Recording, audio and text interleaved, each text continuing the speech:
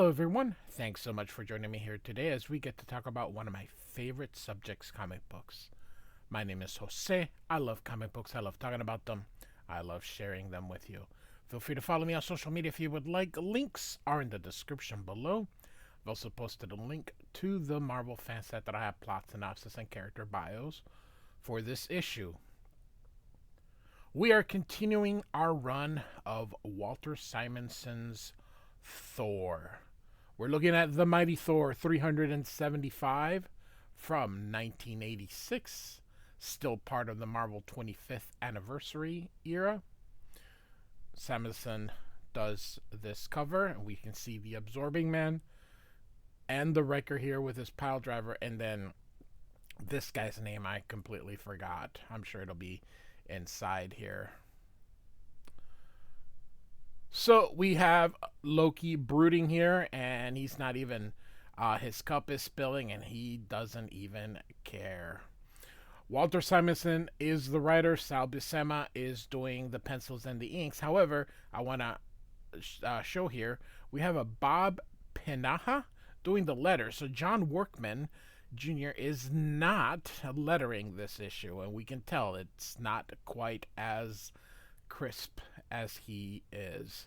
And Jim Shooter is still editor-in-chief, but he this is toward the end of his run here. So Loki throws his gauntlet here, or not his gauntlet, his goblet here, and says, "Thwarted again shall this kingdom never be mine. I, who saved it from destruction at the hands of Surtur. I, in whose veins runs the blood of kings of Frost Giants. I, who am the adopted son of Odin himself. Even the patience of Loki is not without limit." And he continues here.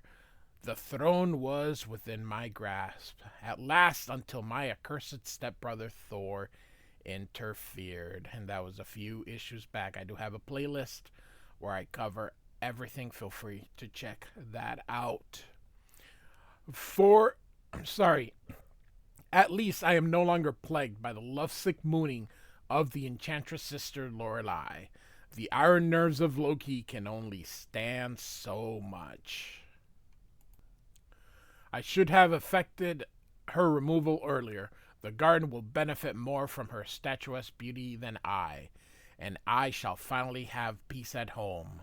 But there is no peace in my soul," he continues. "And until the problem of Thor is finally resolved, there shall be none. Where is he now, this bane of my existence? Still a Midgard. Midgard is Earth. I see on the west coast." And so what we're basically going to do here is I'm going to narrate a little bit here before I go back to reading. Thor, of course, in the previous issue, broke his arm fighting the Marauders, trying to save the Angel. So he's going for Tony Stark for help. He basically needs a cast. And Tony says, "You know, Thor, there are times when, as a 20th century man, I'm not quite sure how to believe about Asgard and her gods. But I know a broken arm when I see one." So he is going to basically make him a cast. So here we go, drawing it, taking some metal, and you can see him here as he creates it. And basically, we are going to start that armor that he is going to be wearing for a few issues here. And so he sets it and says, "All right, give it a try." And here is just a thing of his armor. Probably hasn't quite had it built, and he tells him to throw the hammer, which he does, and he says it is magnificent, and it works great. And so Loki's like, "Unbelievable. Once again, my stepbrother has overcome an incredible handicap with his usual combination of single-mindedness and stupidity," he says. "Who else would have been foolish enough to believe that something like that could have even been accomplished?" And Loki now gets up and walks through and says, "But the tale of the curse itself is most interesting. Much more might uh, be done with it. But I must know all. Sorry, but I must know all before I take a hand, and I know exactly where to seek such knowledge." And you can see him here, creating some kind of teleport here.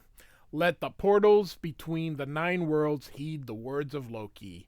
The Prince of Evil commands the gateways to open, that Loki, the living, may enter the realm of the dead."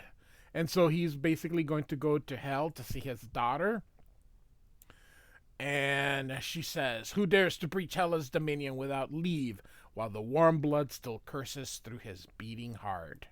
And Loki says, "Surely there should be some other greeting between us, child, or have the young finally forsaken all their filial duties in this wretched modern age?"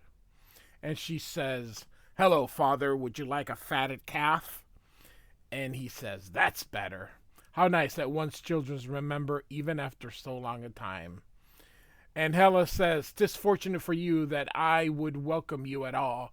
My brothers are not so comely nor so gentle as I." And Loki says, "A gift of your mother's heritage. I fear blood will tell. You do not love my stepbrother, it seems." And she says, "Speak not of wretched Thor to me." And so we're basically going to get what Thor did to her, basically beat her. And that was covered in Thor 360 and 362. Again, I have a playlist. And Loki says, "I thought I recognized your delicate touch about him, daughter. The death stench, you know." And she says, "Be careful how you speak to me, father. The patience of Hela is not without limits." And Loki says, "My very words. And what would you do? Slay your father? When it would be so much more profitable for us to join forces. Your curse upon Thor was worthy of my cunning." And he says, "Perhaps the time has finally come for me to summon one of your brothers at last. There are certain ancient prophecies I would dearly love to see fulfilled. You may be seeing Thor much sooner than ever you dreamed, daughter." And she says, "And my brother?" And Loki says, "He will do what he was bred to do. Farewell." And she says, there are times, father, where I even marvel at your hatred.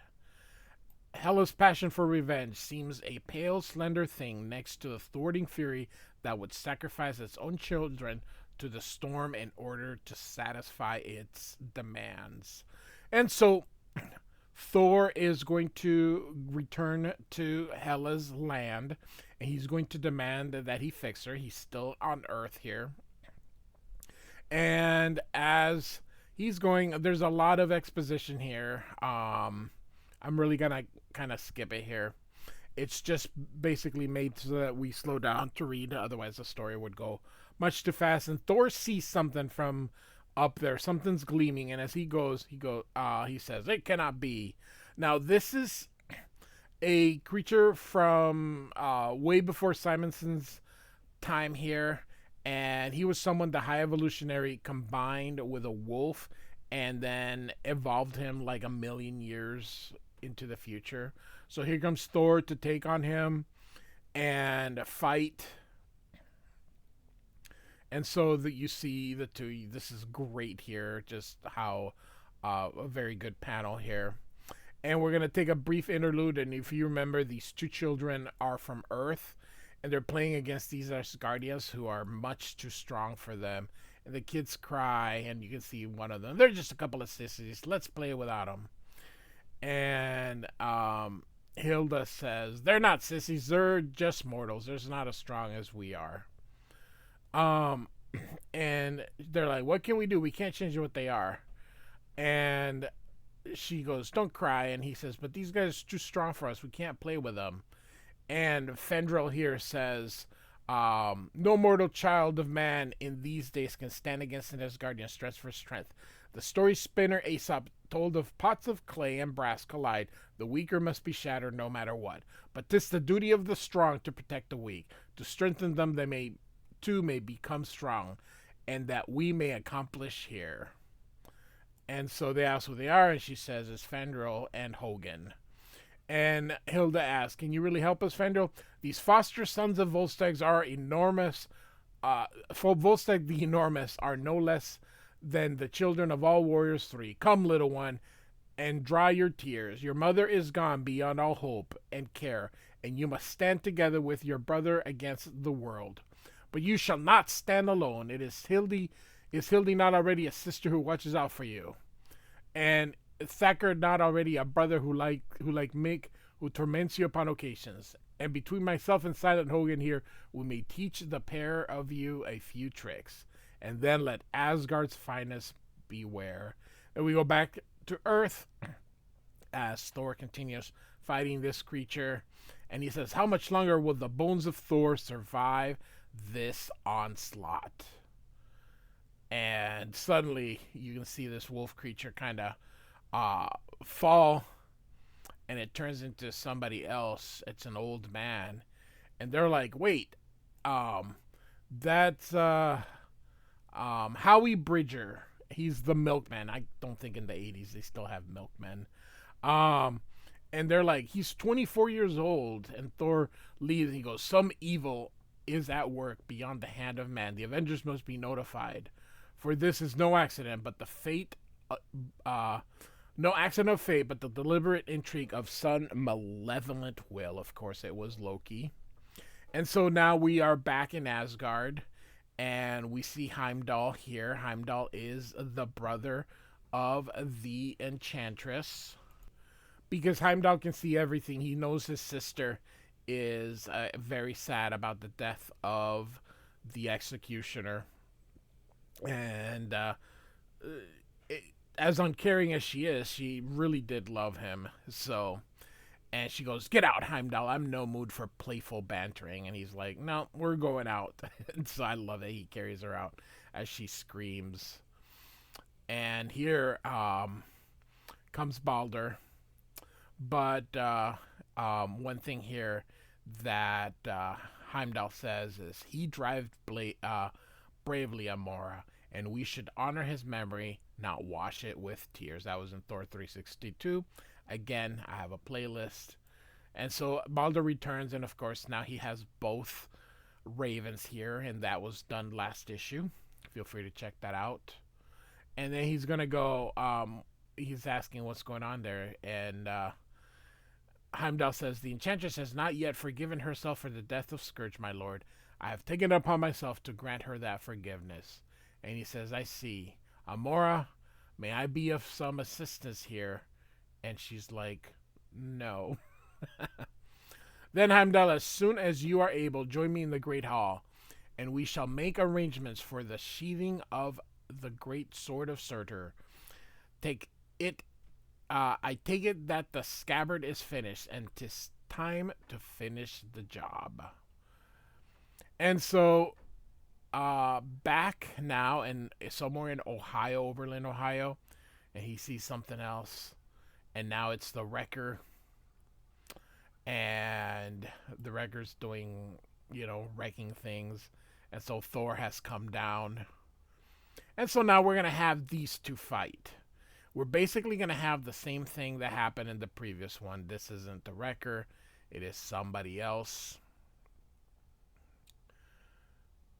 And goes through and falls, and it is another older man. And Thor says, "How can I save them from themselves? Who would do such a terrible deed, and why?" And of course, it is Loki. And so Loki is in Jotunheim, I believe. Jotunheim? I don't know. And he speaks with the Frost Giant and says, "This then is my very proposition. In a very short time, Thor will no longer be in a position to assist the Asgardians in any way." And Loki continues, "And when that time comes, the hammer of Thor shall fall silently, and the gods' strongest defender shall be helpless. In the meantime, I have something in mind that will keep the Asgardians occupied for the foreseeable future. The watch in Asgard will weaken, eventually fail altogether, and when that happens, she will fall before the might of her united enemies. And so, this is Utgard Loki. Um, and so Loki says, under him, you thought to destroy the Golden Realm. Under Loki, you will succeed. And Utgard says, maybe you're a giant born, Loki, but you're Asgardian bred, and you expect us to trust you? And Loki says, not especially, but I will provide two earnests of my good faith. That should convince you.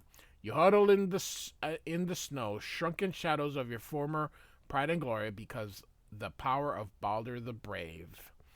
And the folk of Utgard Loki were reduced to the size of rodents. That was in the Balder limited series, which I have still not covered, even though I promised I would.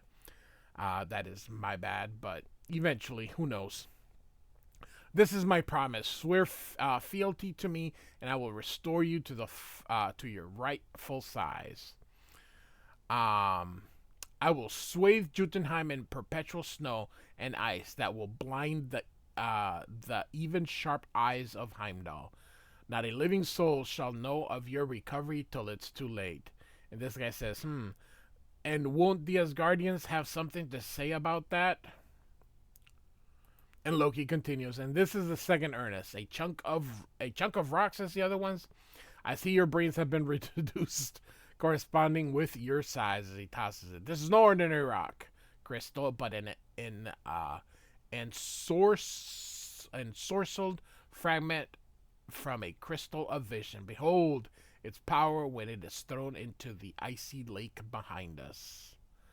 And so they get a vision of Thor. Behold, 'tis the Thunderer himself, the mighty Thor. And so they're seeing everything that has been happening. And so now he's in New York.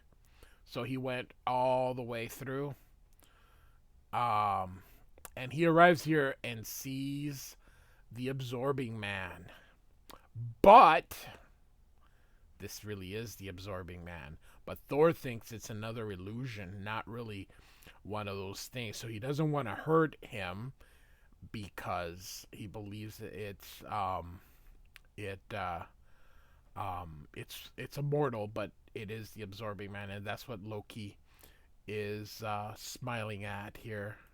And so Loki explains here, behold, my friends, the greatest jest of all. My brother, the noble Thor, is face to face with the greatest of his mortal foes. He guessed now that I have created replicas from the ordinary mortals to bedevil him. So he is faced with his greatest dilemma as he waits to attack the attack of Crusher Creel. How can he avoid the punishing blows of Creel's savage attack and yet save the mortal within the guise? He scarcely dreams that the raging dreadnought before him is not merely a shadow of the Absorbing Man, but the genuine article itself. Thus he will hold back his hand during the fight, but Creel will have no such scruples. By the time my brother realizes what has happened, it will be too late. You can see the Absorbing Man going toward him. My brother's bones shall be dust, daughter. Into my hands you have delivered my greatest foes. And they all laugh. And so next issue, Thor versus Crusher Creel, the Absorbing Man. It's Thor's greatest fight, Thor's greatest triumph, and in the end, Thor's greatest disaster. Ashes to ashes, dust to dust. Be here. Thor 375, written by Walter Simonson, drawn by Sal Buscema or Buscema. Great art, great panel here. Like and subscribe. I do thank you for listening. Goodbye.